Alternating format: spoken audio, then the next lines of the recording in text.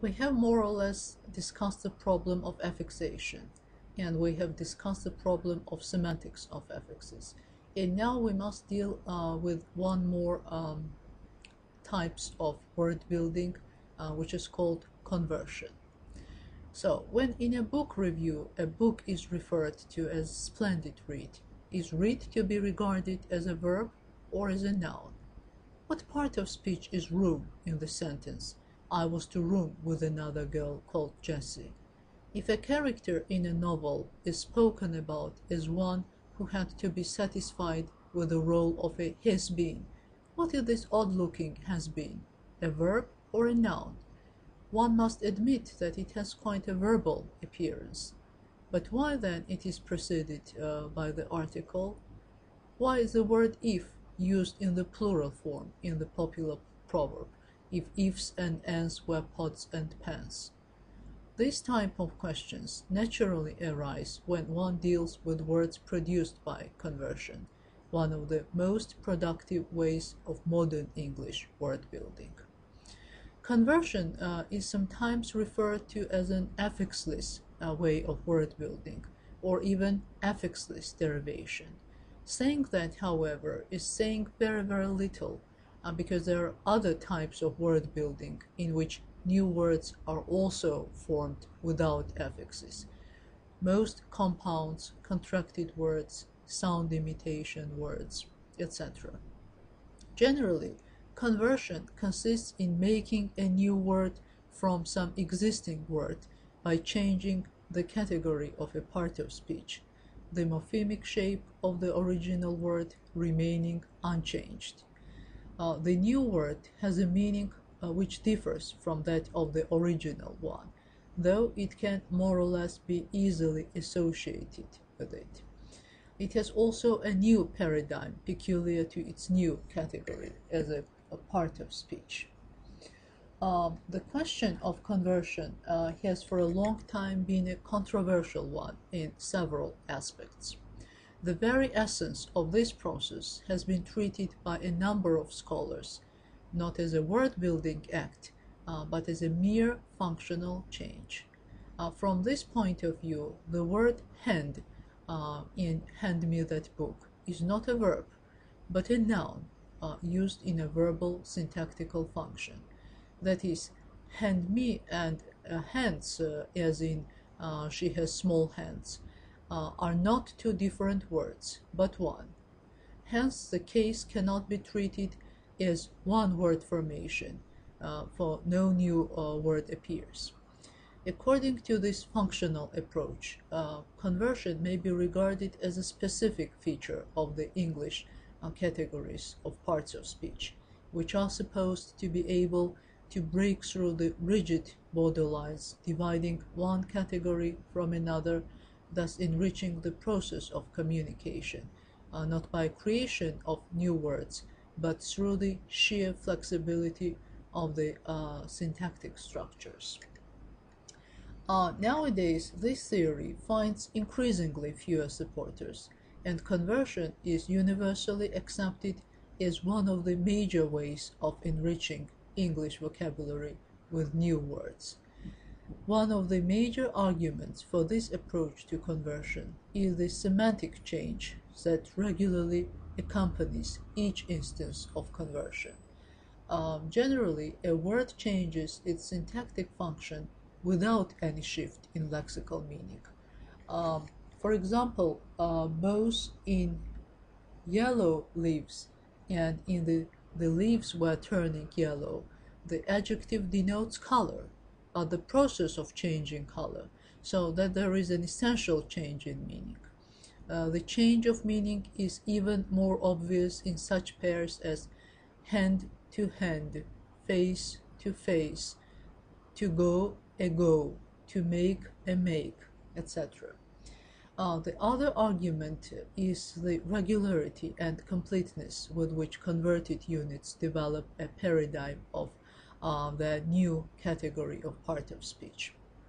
As soon as it has crossed the category borderline, the new word automatically acquires all the properties of the new category, so that if it has entered the verb category. It is now regularly used in all the forms of tense, and it also develops the forms of the participle and the gerund. Such regularity can hardly be regarded as indicating a mere functional change, which might be expected to bear more occasional characteristics. The completeness of the paradigm in new conversion formations seems to be a decisive argument, proving that here we're dealing with new words and not with mere functional variants. The data of the more reputable modern English dictionaries confirm this point of view.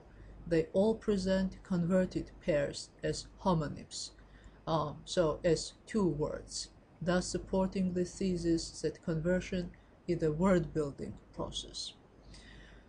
Conversion is not only a high productive but also a particularly English way of word building. Its immense productivity is considerably encouraged by certain features of the English language in its modern stage of development.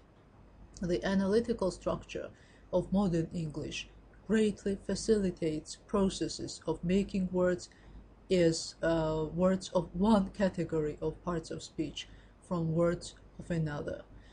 So does the simplicity of paradigms of English parts of speech. A great number of one-syllable words is another factor in favor of conversion, for such words are naturally more mobile and flexible than polysyllables. Conversion is a convenient and easy way for enriching the vocabulary with new words. It is certainly an advantage to have two or more words where there was one, all of them fixed on the same structural and semantic base. The high productivity of conversion finds its reflection in speech, where numerous occasional cases of conversion can be found, which are not registered by dictionaries and which occur momentarily through the immediate need of the situation. For example, let us remember O. Henry's story. If anybody oranges me again tonight, I'll knock his face off, says the annoyed character of the story by O. Henry, when a shop assistant offers him oranges for the 10th time in one night, instead of peaches for which he is looking. So one is not likely to find the verb to orange in any dictionary. Yes, the verb to orange does not exist in the English vocabulary. But in this situation, it answers the need for brevity, expressiveness, and humor. So the very first example of our lecture, that the book is a splendid read, is a nonce word, which may be used by reviews now and then or in informal verbal communication, but has not yet found its way into the universally acknowledged English vocabulary. Such examples of this show that conversion is a vital and developing process that penetrates contemporary speech as well. Subconsciously, every English speaker realizes the immense potentiality of making a word into another part of speech when the need arises. Please pay attention to the fact that one should guard against thinking that every case of noun and verb, or verb and adjective, adjective and noun, with the same morphemic shape results from conversion. There are numerous pairs of words. For example, to love and love, work and to work, drink and to drink, which did not occur due to conversion, but coincided as a result of certain historical processes, dropping of endings, simplification of stems, etc., when before that they had different forms. On the other hand, it is quite true that the first cases of conversion, which were registered in the 14th century, imitated such pairs of words as love to love, for they were numerous in the vocabulary and were subconsciously accepted by native speakers as one of the typical language patterns. The two categories of parts of speech especially affected by conversion are nouns and verbs. Verbs made from nouns are the most numerous amongst the words produced by conversion. For example, to hand, to beg, to face, to eye, to mouse, to nose, to dog, to wolf, to monkey, to can, to coal, to stage, to screen, to room, to floor, to blackmail, to blacklist, to honeymoon, and very many others. Nouns are frequently made from verbs. For example, he has plenty of go at his age. Yes, go means energy. Make, run, find, catch, cut, walk, worry, show, move, etc. Verbs are also affected, also be made from adjectives. For example, to pale, to yellow, to cool, to gray, and so on. Other parts of speech are not entirely unsusceptible to conversion, as the following examples. For example, ups and downs, ins and outs, and so on.